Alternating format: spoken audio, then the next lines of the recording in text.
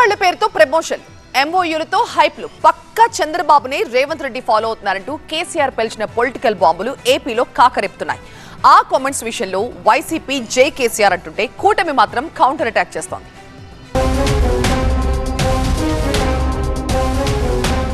గులాబీ బాస్ తెలంగాణ మాజీ సీఎం కేసీఆర్ చేసిన వ్యాఖ్యలు ఏపీలో పొలిటికల్ హీట్ పెంచాయి. రేవంత్ రెడ్డి టార్గెట్ గా మొదలైన కేసీఆర్ స్పీచ్ చంద్రబాబును టచ్ చేస్తూ వెళ్లింది. పెట్టుబడుల పేరుతో హడావిడి చేసే చంద్రబాబును రేవంత్ స్ఫూర్తిగా తీసుకున్నారని కేసీఆర్ మండిపడ్డారు. ఎంఓయూలతో అక్కడ ఏపీకి ఇక్కడ తెలంగాణకు ఒరిగిందేమీ లేదన్నారు.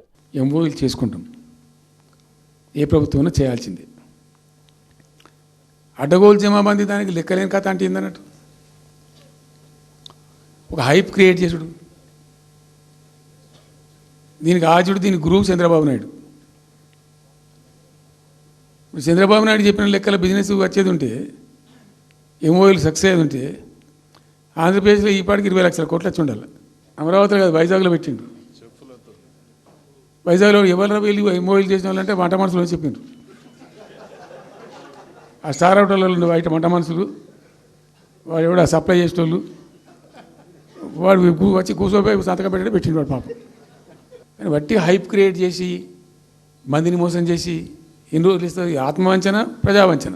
చంద్రబాబుపై కేసీఆర్ చేసిన వ్యాఖ్యలు 100% నిజమేనన్నారు మాజీ మంత్రి వైసీపీ నేత గుడివాడ అమర్నాథ్. కేసీఆర్ ఎప్పుడూ అబద్ధాలు మాట్లాడలేదని, ఆయన వ్యాఖ్యలతో ఏకీభవిస్తున్నానన్నారు. పబ్లిసిటీ, మార్కెటింగ్, లేదా ప్రతిపక్షాల మీద అన్యాయంగా కేసులు పెట్టడం, దీని మీద వారి శ్రద్ధ ఎక్కువ కనబడతా ఉంది తప్ప, ప్లస్ నిన్నటి నుంచి జగన్మోహన్ రెడ్డి గారు పుట్టినరోజు వేడుకలు చూసిన దగ్గర నుంచి వీటన్నిటితో కడుపుమంట ఒకటి.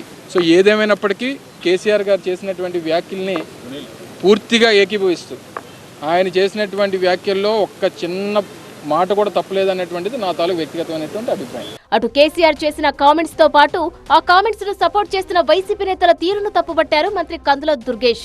కేసీఆర్ ఏదో విమర్శించాలని మాట్లాడుతున్నారే తప్ప అందులో ఎలాంటి వాస్తవం లేదన్నారు. కేసీఆర్ హయాంలోనే ఎంఓయూలుగానే మిగిలిపోయాయన్నారు.